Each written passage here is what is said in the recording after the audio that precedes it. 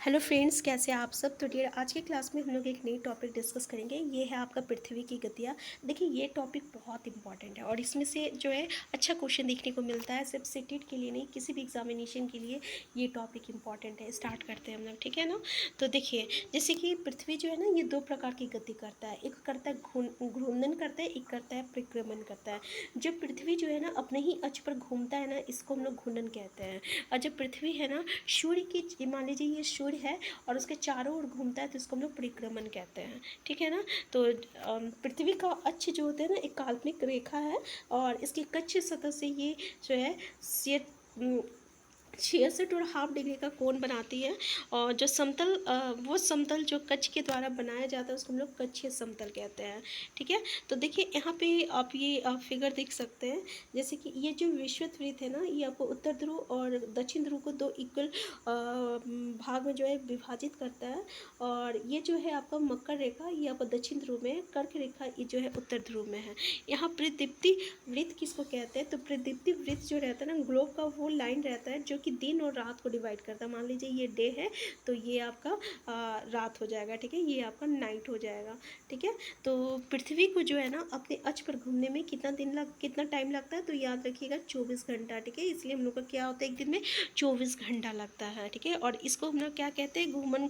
और ये जो घूमने का ये जो समय काल है ना पृथ्वी को, इसी को हम लोग पृथ्वी दिन कहते हैं। क्या कहते हैं, पृथ्वी दिन कहते हैं, ठीक है ना। तो ये पृथ्वी का जो है रोज का काम है। आप कभी ऐसा नहीं ना होता है कि पृथ्वी आराम कर रहा, घूमना बंद कर दे। वो तो डेली सुबह उठता है और मतलब कि सुबह हो रहा है और फिर रात हो रहा है, ठीक है ना। तो ये डेली का दैनिक कार्य है।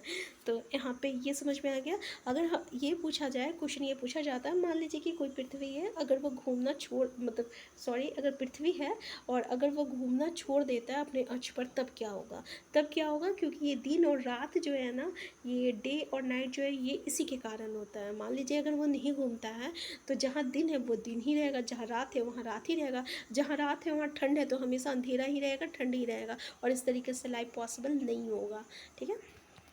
नेक्स्ट जो अगर हम लोग परिक्रमण की बात करें, तो मान लीजिए ये सूर्य की ओर चारों ओर घूमते रहता है, चारों ओर घूमते रहता है। पता है इसको घूमने में कितना वक्त लगता है, इसको घूमने में जो है ना 365 और आपका एक चौथाई लगता है, ठीक है। तो ये एक चौथाई को जब हम लोग जोड़ते हैं ना, तो एक साल में जो है 6 घंटा होता है। और इस तरीके से अगर हम 4 साल का जोड़ते हैं ना, तो 24 घंटा होता है। तो इस तरीके से जो है आपका मतलब कि 4 साल जो है 365 दिन के बाद चौथा साल में जो है 366 दिन का होता है। और इसी को हम लोग क्या कहते हैं, लीप ईयर कहते हैं। क्लियर है।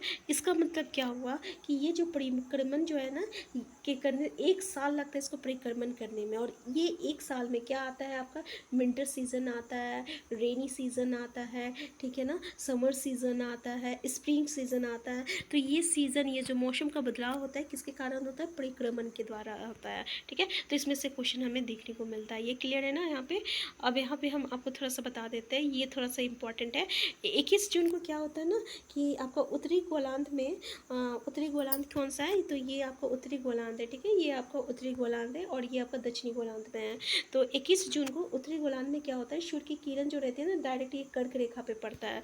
जब सूर्य की किरण डायरेक्ट कर्क रेखा पे पड़ता है तो पता है क्या होता है, वो बहुत ही गर्म हो जाता है। जब बहुत गर्म हो जाता है ना, तो क्या होता है, वो दिन जो रहता है बहुत बड़ा हो जाता है। तो 21 जून को क्या होता है, इस क्षेत्र में सबसे लंबा दिन होता है, सबसे छोटी रात होता है। और इसी को हम लोग क्या कहते हैं, उत्तर ऐनात कहते हैं। क्या कहते हैं, उत्तर ऐनात कहते हैं, ठीक है, याद रखिएगा। अब देखिए 22 दिसंबर को क्या होता है। अब 22 दिसंबर में ये दक्षिण ध्रुव का बात है, ये वाला, ठीक है। ये तो ये दक्षिण ध्रुव का हुआ। तो दक्षिण ध्रुव के समय क्या होता है, सूर्य की ओर जो रहता है झुका हुआ रहता है और इसके कारण जो रहता है मकर रेखा पे सूर्य की किरण डायरेक्ट पड़ती है। ये जो था ये मकर रेखा था ना, विषुवत से नीचे जो दक्षिण ध्रुव में मकर रेखा है, तो इस पर तो ठीक 22 दिसंबर को क्या होता है, जस्ट इसके अपोजिट दक्षिण ध्रुव में क्या होता है, आपका सूर्य की किरण जो रहता है डायरेक्ट मकर रेखा पे पड़ता है। तो यहाँ पे क्या होता है, आपका दिन जो रहता है लंबा रहता है और रात जो रहता है छोटा रहता है। और इसी को हम लोग क्या कहते हैं, दक्षिण ऐनात कहते हैं। क्या कहते हैं, 22 दिसंबर को दक्षिण ऐनात कहते हैं, तो याद रखिएगा। अब 21 मार्च और 23 सितंबर को क्या होता है कि सूर्य की किरण जो रहती है ना, ये आपको विषुवत वृत्त पर सीधी पड़ती है। तो इसमें क्या होता है कि ना ही कोई भी ध्रुव, ना दक्षिण ध्रुव, ना उत्तर ध्रुव रहता है, सूर्य की ओर झुका हुआ रहता है। जिसके कारण पूरा पृथ्वी पर दिन और रात जो रहता है बराबर रहता है, और इसी को हम लोग विषुव कहते हैं। तो याद रखिएगा 21 मार्च और 23 सितंबर को जो है आपका सूर्य की किरण जो रहता है विषुवत पर सीधी पड़ती है, और इसको हम लोग क्या कहते हैं, विषुव कहते हैं, क्योंकि यहाँ पे पृथ्वी पर दिन और रात बराबर होता है। तो याद रखिएगा, ठीक है ना। तो 21 सितंबर को उत्तरी गोलार्ध में, तो 23 सितंबर को क्या होता है, उत्तरी गोलार्ध में शरद ऋतु होती है, जबकि दक्षिणी गोलार्ध में क्या रहेगा, वसंत ऋतु रहेगा। और 21 मार्च को क्या होगा आपका, इसका जस्ट अपोजिट होता है, उत्तरी गोलार्ध में वसंत ऋतु रहता है और दक्षिणी गोलार्ध में शरद ऋतु रहता है। बस यहाँ से लेके यहाँ तक आप लोग जरूर अच्छे से देख लीजिएगा, क्योंकि यहाँ से क्वेश्चन आता है। हम फिर मिलते हैं नेक्स्ट क्लास में नेक्स्ट टॉपिक को लेकर। यहाँ पे क्या आइडिया कि हम लोग को समझना है, ठीक है ना, बिल्कुल अंडरस्टैंडिंग करना है, याद बिल्कुल नहीं करना है, एक एक चीज़ को बस हम लोग यहाँ पे समझेंगे, ठीक है ना। तो हम फिर मिलते हैं नेक्स्ट क्लास में। चैनल में नए हैं, चैनल को सब्सक्राइब कर लीजिएगा। वीडियो हेल्पफुल होगा तो लाइक शेयर करना मत भूलिएगा। Thank you.